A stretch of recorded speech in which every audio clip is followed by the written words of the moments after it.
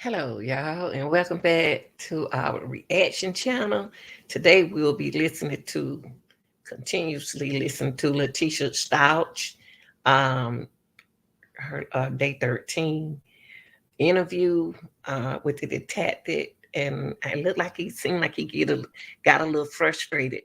But I'm not gonna talk through the video, so y'all can hear the video all the way through, and I'll react afterwards. Okay, please don't leave afterwards because we need to talk about it.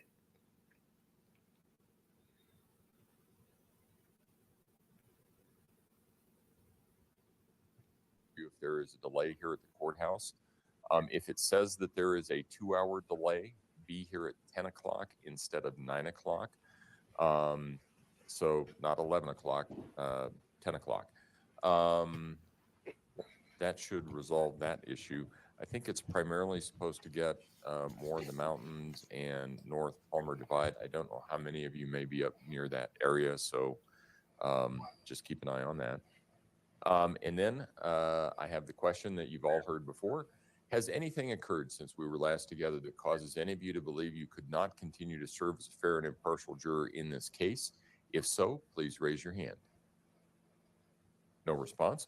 All right. When we took our break on Friday, we were in the midst of testimony from John Grusing. I think that's where we're resuming. Yes, Judge. All right. Mr. Grusing, if you would resume your seat in the witness stand, I remind you, sir, that you're still under oath.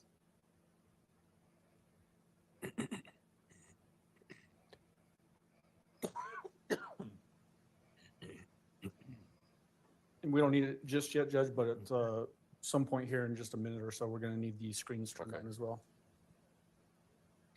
Good morning, Mr. Grusing. Did you have a good weekend? I did, thank you. Good. When we last had you on the stand, we had just played the portion of the video where you're talking with the defendant about the board that was found up in southern Douglas County. Do you remember that portion? Yes. And you used a word in your question, thrown, and then you got quite a challenge from the defendant. Was that consistent where she would challenge you on things that were maybe peripheral? Yes. Can you give examples of that and what that meant to you during this interview?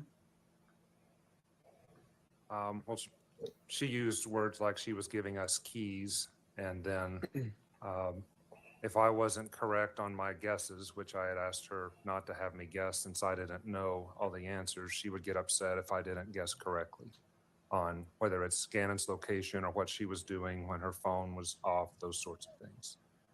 What do you mean by guesses? And give examples of what you mean when you use the word guesses. So, especially during this later part of the interview when I was asking her about the blood, more than once she would say that if I knew enough about this investigation, I should be able to say either where Gannon is or more details about what was going on that I couldn't guess too. So it was an effective way really for her to not answer my question and tell me that she knew things I didn't know. Did that indicate to you fairly high intellect?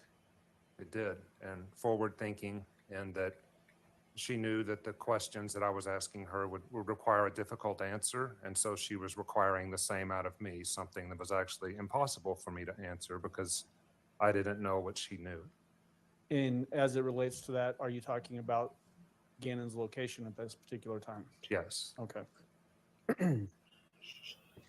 Just after that portion of video where we were watching you asking her about the board with blood being found up in southern Douglas County, did you ask her, or I guess confront her with other pieces of evidence as well?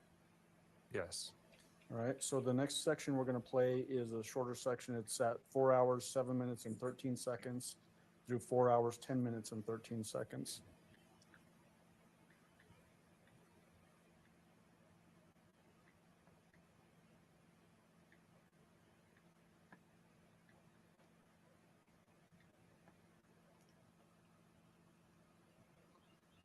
Do you know why I told you about that? I normally don't do this. Tell everybody all the evidence against them. Why do you think? I don't know. Because I think if you're to weigh this on, there's enough probable cause. A judge in Colorado Springs and El Paso has signed a probable cause warrant for first-degree murder. and all this evidence, and I'm telling you about the ones that I know about, and that's before you do, all the phone stuff, et cetera, and then versus you taking a chance that you're going to get off. Hello. For nothing, because I didn't do anything, sir. Okay, sir. If you say you didn't do anything, do you know what an innocent person would do? I have had plenty of innocent people sitting in your chair. You know what an innocent person would do? They would be freaking out. No. You are not freaking out. Yeah, right. You think I haven't freaked out? I heard for, you like, freak out on days? the phone one time. Think I haven't freaked out for days? You can't judge the way I freak something out one way and another way.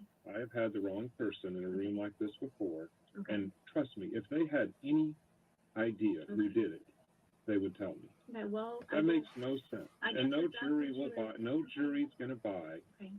that you sit here with an answer that somebody else took Gannon, that all this head wound and Sir. all this stuff happened in there. Do you think I don't know what I'm talking about? Sir, I never question anything. But you must, because you're taking a huge chance, Leticia. Sir, I'm not taking any chance. How are you not taking Because a chance? I know the man upstairs knows I did not do anything. Well, he's not going to be on the jury. Okay. Right, we're not going to go there with that. We're not going to go We're there. going to sensible people who we're going to present evidence in front of. Let me tell you what. There's a higher power. There That is. higher power will make sure. I believe in the higher power as well. I'm glad you do. That really makes me feel good. It really does. I'm serious. Because you know, But Leticia, if this comes down to common sense, I do have and these to- prosecutors, I'm not talking about you, I'm talking about who you're going to be sitting in front of. Okay. And if you're going to take a chance that they're not going to listen to all this evidence, all this blood, all these stories that you told about Gannon, and that you have the key to finding him and you don't do it, there's nobody else to prosecute. Okay. Why won't you go there? Why am I, what else am I going to say? The easiest thing to tell me is the last time you saw Gannon. I've already told you I'm not certain. Okay. But then what do I need to go through again the other things that might have No, happened to Gannon? Where did you gently place Gannon? What? I don't know how to phrase it. What are you talking about? I don't know, because I don't know where he is. If you want me to use a different verb or whatever, I'm struggling. I've got it paused at 4 hours, 10 minutes, and 13 seconds. Why have you shifted tactics here to trying to now find Gannon's location as to getting descriptions of what happened to him? Well, she seems to be more reluctant to answer questions now. And she showed me with the particle board. She got upset when I said she threw it. And as I said earlier, she gets upset if I guess. So I tried different verbs like placing it, setting it, those sorts of things. And then she will settle back down. So that's why I'm trying different ways to get her to communicate to me any other clue that might have happened with Gannon. So I'm just trying yet a different tactic again. Including clues potentially towards his location? Yes. Okay. When you go down this particular path of talking about last place that she may have seen Gannon, did she give you any keys that helped find Gannon? No. And I had already asked her in the previous section who the last person was with Gannon, since she was saying it wasn't her. We had been through the angel routine, and then I was trying to see if she would push it to anybody else, and she's not. So since she's not pushing it to anybody else, she's basically saying it's her. So I just want her to say where she last saw him, whether it was in the house, whether it was at the Petco, whether it was at Palmer Lake, to give us some sort of clue of her last sighting of him. You made a statement in that section that you don't normally tell people that you're interviewing about all of the evidence. One, why do you not typically do that? We don't typically do that because we don't want the defendant or whoever we're in front of to testify falsely to something in case we give them too much evidence and then they say something they didn't do. Also, we don't want them to know what we know because I want their statement to be pure in that they're not just repeating what I say. With this interview, we had gone far enough to where we would do something called the collaborative interview, to where we bring the person in with us and we share as much as we can to try to get them to collaborate and cooperate with us, since I'm working towards a solution and I'm trying to bring her in almost as an investigator to help me find out what happened to Gannon. So the more facts that I introduce to her slowly, I'm hoping that she'll start cooperating with me. So you anticipated my follow-up question is, why were you doing that in this case? But you just answered that. As this discussion sort of develops, does she then talk about faith in God and that kind of thing? She does. Okay, we're going to go ahead and play that. It's basically from this point forward to 4 hours, 14 minutes, and 6 seconds.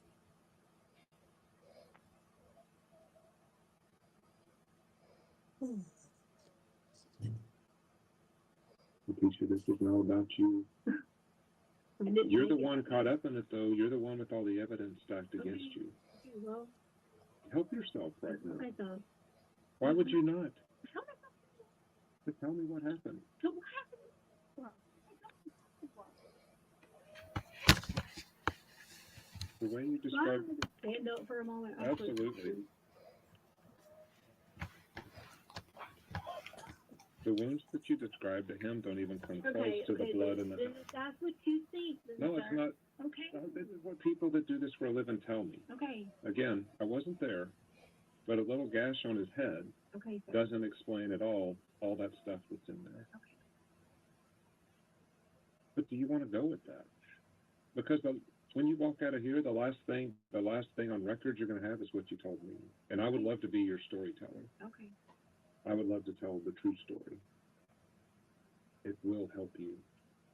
You believe in that higher power you Oh, said? I do. That's why. You What want to know about the why? truth? Do you study the truth? You want to know why I'm not sitting here like going crazy, freaking out, putting on an emotional show like I've seen people involved in this situation put on fake cries and all that? Because I know God. Okay. I mean, But what about the truth? You study the same Bible, the same God. It tells a lot about truth in there, and you have not told many truths in this whole thing. well, I don't know that. Guess what? But let me tell you what happened this morning when I woke up. When I woke up this morning, I watched a story about Ron. So he started this. He ended up like getting talked down to, bullied online, treated like crap, accused of things he didn't do. And that's where he went to the accusation part. And so he went down this whole trail talking about how accusation, how this did to him, what he had to go through, and all that. But in the end, he kept his faith in Jesus Christ. You know about the story of Paul, you know about Saul in the Bible. Okay, got it. I can walk you through a lot in the Bible. If you know what I'm talking about. So he turned those accusations into just keeping steadfast and staying strong, and to believing God's going to do this and keeping whatever. Because, in the Bible, they persecuted a lot of Christians, right? A lot of them for things they didn't do right. But, there's a lot of stories where God made sure they were okay. So when I woke up this morning, I literally decided, God, you can take this, and you can either bring Gannon home, bring him to the front step, drop him off, so that I can please never have to worry about this again. Right. Or you can let me stay focused on believing in you, as in him, and just the truth will come out. And it's okay, because I don't want to sit here and accuse all these people of whatever. I'm not going to turn those same accusations against them for saying this and saying that, not believing this, not believing that. I'm just going to just sit there and say, I know I did not hurt Gannon. But that, I get. So I've got it paused at 4 hours, 14 minutes, and 6 seconds. Did you go on from this basically to then try to get her to tell you more details about when she last saw Gannon? Yes. All right, so we're going to jump to that section at 4 hours, 17 minutes, and 18 seconds.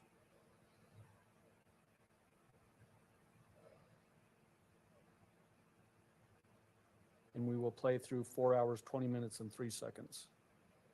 Go a different way. If you did something bad to Gannon. I did Now, not. I'm saying we go if. If you did something bad to Gannon, could you ever admit it?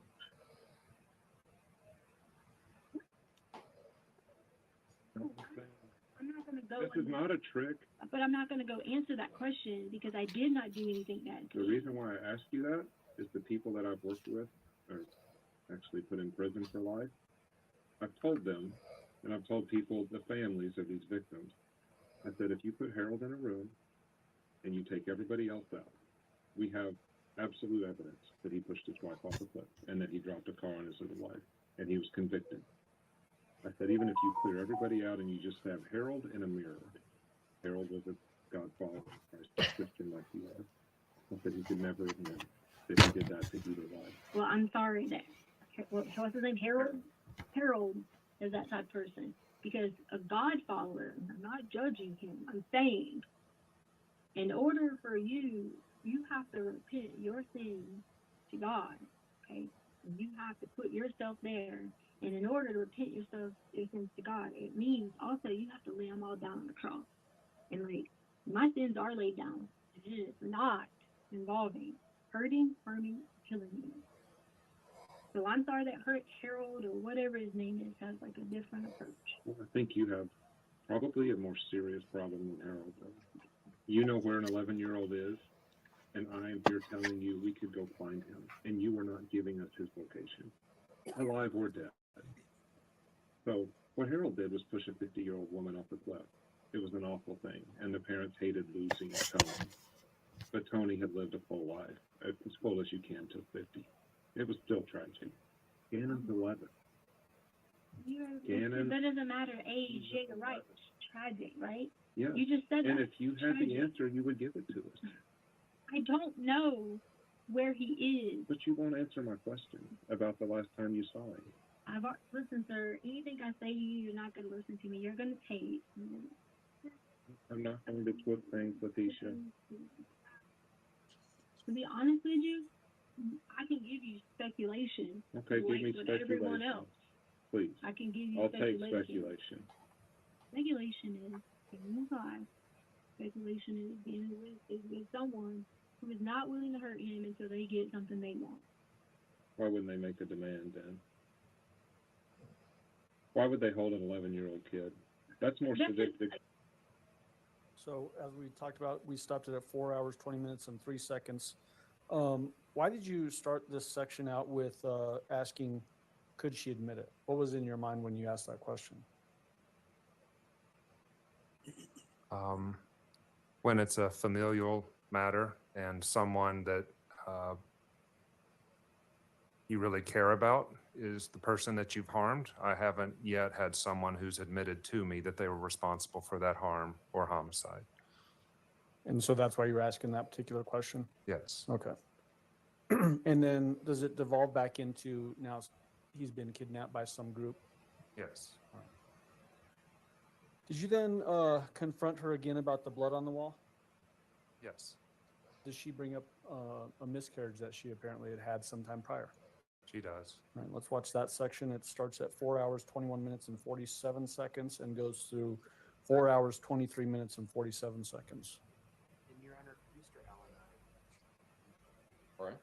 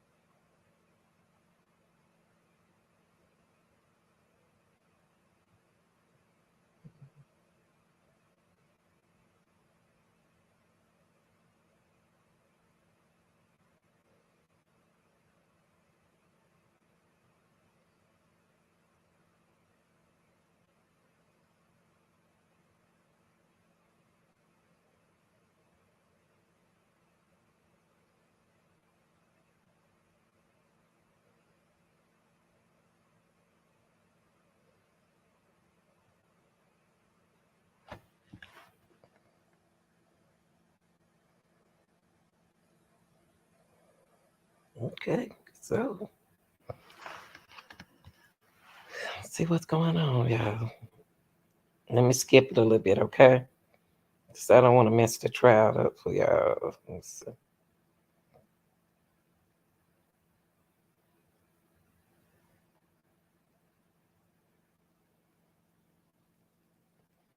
Okay, what I'm gonna do, y'all, I'm gonna stop it right there, but I want to give my reaction on Tisha.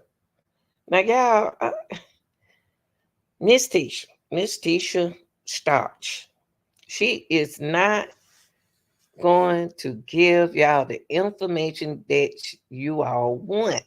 It seemed like she didn't have anything. It seemed like she and somebody else involved in doing this some to this baby. Some like somebody else in it with her. Somebody else helped her.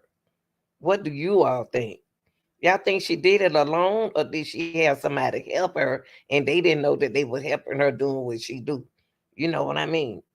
They probably didn't know they was helping her commit a crime, but I think she let them help her with the crime and they didn't know it. What y'all think? Cause one minute it sounds like her mind not, allegedly her mind not right to me. Seems like she's a child. She thinks like a child. You know, I don't know what kind of condition Leticia has. Leticia has, but y'all tell me what y'all think. Okay. Uh, I'm gonna start right here. And y'all have a good day, okay? Amen.